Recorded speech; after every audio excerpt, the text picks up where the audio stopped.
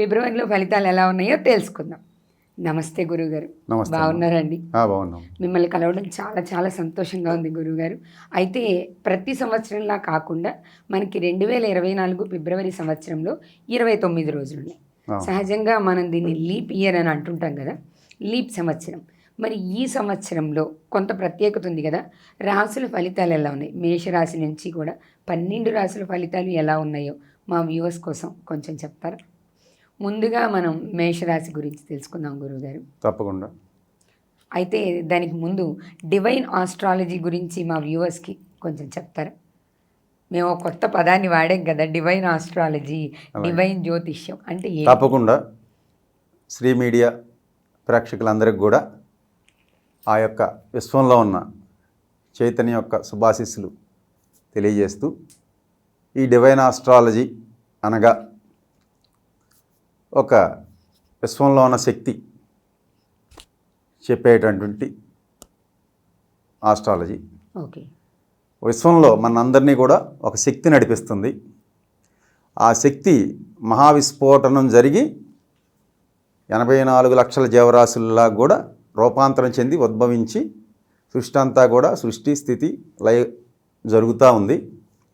ఈ చేసేటువంటి శక్తే తనను తాను ఇలాగా 84 లక్షల జీవరాశులతో మార్పు చెంది ఎక్కడైతే సృష్టి పరిణామక్రమం చెందుతుందో దానికి కనెక్ట్ అయ్యే సబ్జెక్టే డివైన్ ఆస్ట్రాలజీ. ఓకే. సో మనం మానవ రూపంలో ఉన్నాం. 84 లక్షల జీవరాశులు కూడా విశ్వశక్తితో కనెక్ట్ అవ్వచ్చు. సో ఇప్పుడు మనం విశ్వశక్తితో కనెక్ట్ అయ్యి విశ్వశక్తి ఏమి సూచనలు చేస్తుంది అనేదే ఈ డివైన్ ఆస్ట్రాలజీ. ఓకే. అంటే ఇప్పుడు మనం దానికి కనెక్ట్ అవుతాం, అక్కడ ఏవైతే చెప్తారో అవి మీరు ఇక్కడ ప్రజెంట్ చేస్తారు. శక్తి చెప్పేదే ఇక్కడ నేను చెప్పేది, కానీ ఇక్కడ నేను సొంత కవిత్వం నా కల్పితాలు ఏమీ లేవు. ఓకే. సో నిజానికి ఇప్పటిదాకా మనం అసలు ఇలాంటి జ్యోతిష్యాన్ని పెద్దగా ఎక్కడ చూసుండం కదండి. గురువుగారు ఇప్పుడు అలాంటి జ్యోతిష్యాన్ని చెప్పబోతున్నారు. దాంట్లో భాగంగా ముందుగా మనం రాశి ఫలితాలు చూద్దామండి. మేషరాశి ఫలితం, మొదటి రాశి మేషరాశి వారికి ఫిబ్రవరి నెలలో ఎలా ఉందో తెలుసుకుందాం. మేషరాశి మామూలుగా ద్వాదశ రాశుల్లో మొదటిది. మేష రాశ్యాధిపతి కుజుడు, మేష లగ్నాధిపతి కూడా కుజుడే, అలాగే వృశ్చిక రాశికి కూడా కుజుడే, లగ్నానికి కూడా. సో మేషరాశిలో మన జ్యోతిష్యంలో అశ్విని భరణి కృత్తిక 1వ పాదం వరకు మేషరాశిలో జన్మించారు అని చెప్తారు మన శాస్త్రాలు. అలా రాసిని 3 నక్షత్రాలు వాడి 3వ నక్షత్రం 1 పాదమే ఉంటుంది. సో అలా రాసినాయి కాబట్టి ఈ 9 పాదాలలో జన్మించిన విశ్వంలో ఉన్న, అది ఇండియా కానివ్వండి విదేశం ప్రపంచాల్లో ఎక్కడ ఉన్నా సరే, వాళ్ళకి ఎలా ఉంటుంది ఇది కొంత శాస్త్రంలో అక్షాంశ రేఖాంశాలని ఇచ్చి దానికి కొన్ని క్యాలిక్యులేషన్స్ మ్యాథమెటిక్స్ మెథడ్స్ ఇచ్చారు. సో ఇదంతా కాకుండా ఏ దేశంలో అయినా ఎక్కడ పుట్టినా సరే ఈ రాశిలో పుట్టిన వ్యక్తులకు, ఈ నక్షత్రాలు ఈ పాదాల్లో పుట్టిన వ్యక్తులకు ఎలా ఉంటుంది అనేది విశ్వంలో ఉన్న విశ్వశక్తితో కనెక్ట్ అయ్యి మనం చెప్పుకోవచ్చు. మీరు ఏదైనా అడగండి, పైన ఉన్న విశ్వశక్తి మీకు తెలియజేస్తుంది త్రూ. అంతే, ఇక్కడ చెప్పేది నేను కాదు, శక్తి. ఇప్పుడు మేషరాశి వాళ్ళకి ఫిబ్రవరి నెలలో ఎలా ఉంది తెలుసుకో. అడగండి, మీరు ఏది అడిగినా. అంటే మేషరాశిలో వివాహం కాని వాళ్ళు కూడా ఉంటారు కదండి. అసలు జీవితంలో ముఖ్యంగా జాతకం చూసే సమయం వచ్చేది ఒక 80% తీసుకుంటే వివాహం అప్పుడే. వివాహానికి ముందు ఎక్కువగా జాతకం కొంతవరకే చూస్తారు, అందరూ చూసే అవకాశం ఉండదు. కాబట్టి అసలు మేషరాశిలో అవివాహితులు ఉంటారు కదా, వాళ్ళకి వివాహానికి ఎప్పుడవుతుంది, ఒకవేళ ఏదైనా సమస్య ఉంటే ఏం చెయ్యాలి? సో మేషరాశిలో పుట్టిన వారికి ఈ ఫిబ్రవరి నెల వివాహ పరిస్థితి ఎలా ఉంటుంది అనేది చూద్దాం.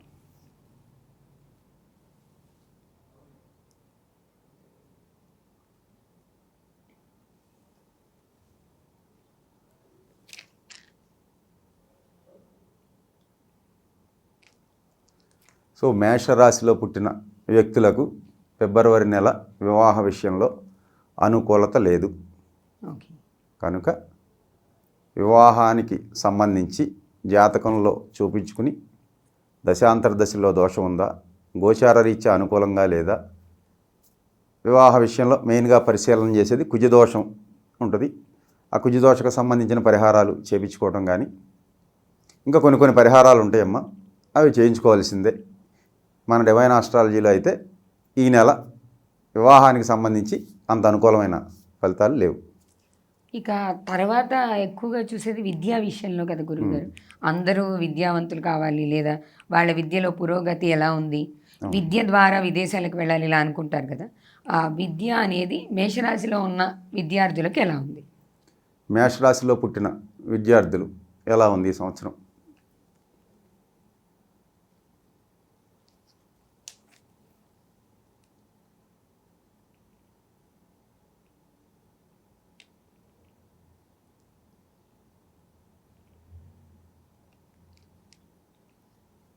మేషరాశిలో పుట్టిన విద్యార్థులకు 100లో 80 మందికి సునాయాసంగా పైకి వెళ్తారమ్మా.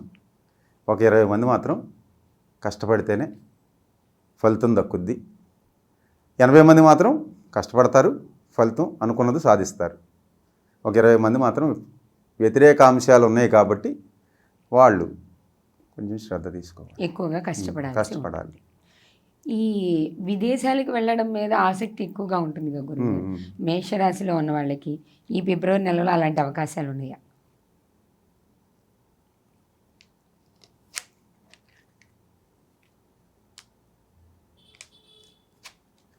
మేషరాశిలో ఉన్న విద్యార్థులు ఫారిన్ వెళ్ళాలనుకుంటే ప్రతికూలమైన పరిస్థితులే ఉన్నాయమ్మా, అనుకూలత లేవు. ఫిబ్రవరిలో యుద్ధం చేయాల్సిందే. యుద్ధంలో కూడా విజయం, ఫలితాలు చాలా తక్కువ ఉంటాయి. నెక్స్ట్ ఇక మేషరాశిలో ఉన్న వాళ్ళకి చివరిగా ఉద్యోగాలు చేస్తున్న వాళ్ళకి ఉద్యోగ అభివృద్ధి, వ్యాపార అభివృద్ధి. అదే మేషరాశిలో జన్మించిన వ్యక్తుల యొక్క ఉద్యోగాలు కానీ వ్యాపారంలో ఎలా ఉంటుంది?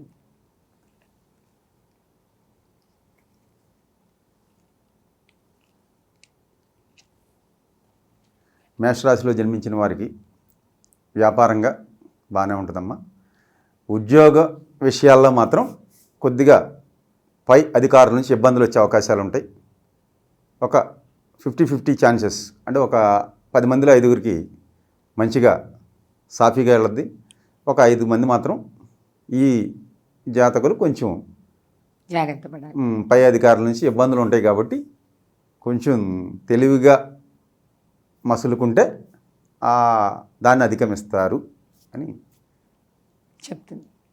ఇక మనిషి జీవితంలో ఇంకా తర్వాత ఉన్న విషయము అంటే కుటుంబము, దాంపత్య జీవితం. గురుగారు మీరు బయట చూస్తుంటారు కదా, ఇప్పుడు ఎక్కువగా సమస్యలు వస్తున్నాయి.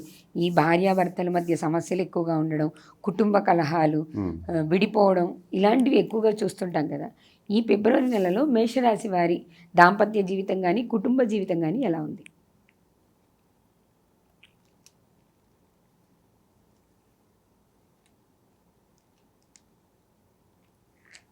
మేషరాశి వారికి దాంపత్య జీవితం బాగానే ఉంటుంది.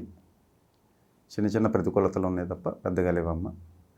ఇక మేషరాశి వారికి రెండోది ఏంటన్నారు? కుటుంబ జీవితం. కుటుంబ జీవితం కదా. కుటుంబ జీవితంలో కొంచెం ఒడిదుడుకులు ఉంటాయి.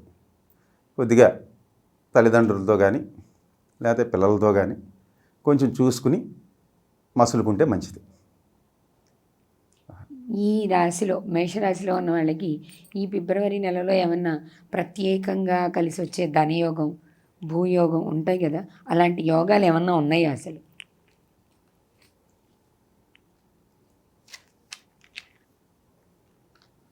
మేషరాశి వారికి ప్రత్యేకంగా కలిసి వచ్చే యోగాలు ఏం లేవమ్మా. కష్టపడితేనే ఫలితం దక్కుతుంది తప్ప ఆకస్మికంగా వచ్చే ధనలాభాలు ఏమీ లేవు. ఓకే, అది ఇది ఫిబ్రవరి నెలలో మేషరాశి వారి ఫలితాలు ఇలా ఉన్నాయి. అంటే వాళ్ళ విద్యా విషయము, వివాహ విషయము, కుటుంబ విషయము కొంతమందికి అలా ఉంటుంది. దాన్ని బట్టి గురువుగారు చెప్పిన విధంగా కాస్త కష్టపడాల్సిన వాళ్ళు ఉన్నారు, అలాగే కొంచెం జాగ్రత్త పడాల్సిన వాళ్ళు ఉన్నారు. వారి వారి విధానాన్ని బట్టి ఎవరికి వాళ్ళు కొంచెం తెలుసుకొని జాగ్రత్త పడితే అంతా బాగుంటుందా గురువుగారు? అంతేనమ్మా. అయితే ఒక సందేహం గురుగారు, వ్యూవర్స్ చాలామంది అడుగుతున్న ప్రశ్న, జాతకం అనేది మొత్తం ఇప్పుడు మీరే చెప్పారు భౌగోళికానికి సంబంధించి అని. అంత భౌగోళికానికి సంబంధించిన జాతకము మనిషి విషయానికి వచ్చేసరికి ఎంత ప్రభావితం చూపిస్తుందంటారు?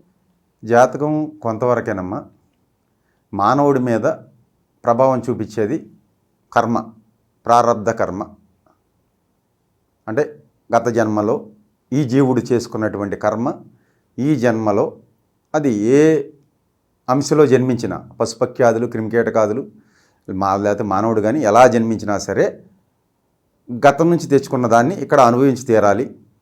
ఈ అనుభవించేటప్పుడే దాన్ని వర్తమానంలో అనుభవించాలి కనుక ప్రారబ్ధాన్ని అనుభవించాల్సిందే. కనుక ఇక్కడ మానవుడు ఇక్కడ చేసుకునేది మళ్ళీ నెక్స్ట్ బెర్త్కి ట్రాన్స్ఫర్ అవుద్ది. పాతది ఏదైతే ఉందో దాన్ని అనుసరించి ఇక్కడ మనం ఇప్పుడు ఆడాలి. అర్థమైందమ్మా? ఇది కన్ఫర్ము. ఇక్కడ మెయిన్ జ్యోతిష్యం గ్రహాలు కొంత ప్రభావం ఏర్పట్టాగి ప్రారబ్ధమే మెయిన్. ప్రారబ్ధాన్ని అనుసరించే గ్రహస్థితి ప్రకారం ఇక్కడ మానవుడు పుడతాడు, పెరుగుతాడు, ఆడతాడు. అర్థమైందమ్మా? సరే, ఇక్కడ ఇప్పుడు చేసుకునేది కొంత చేసుకుంటాడు, ఇది మళ్ళీ ట్రాన్స్ఫర్ అవుద్ది నెక్స్ట్ బెర్త్కి. మెయిన్గా ప్రారబ్ధాన్ని అనుసరించే హారోస్కోప్ అనేది వస్తుంది. హారోస్కోప్ ఏదైతే వచ్చిందో అదంతా కూడా ప్రారబ్ధమైన వచ్చిన చక్రం.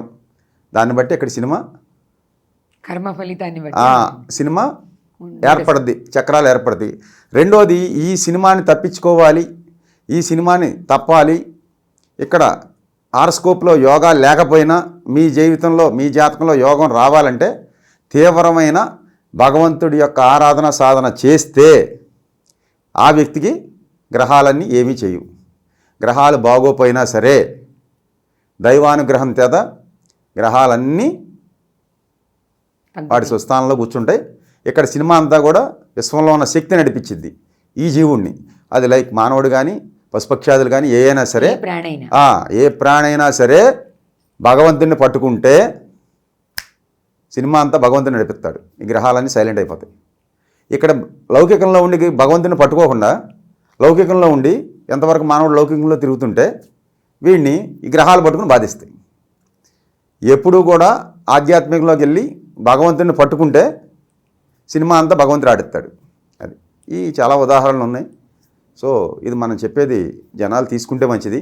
ఇక్కడ పట్టుకోవాల్సింది భగవంతుడిని, లోకంలో ఉన్న ప్రజలను కాదు, లోకంలో ఉన్న పశుపక్ష్యాదుల జీవులను కాదు అని తెలుసుకుంటే ఉత్తమమైన మార్గంలో చేరుకుంటారు. వీళ్ళ సినిమా నడిసిద్ది.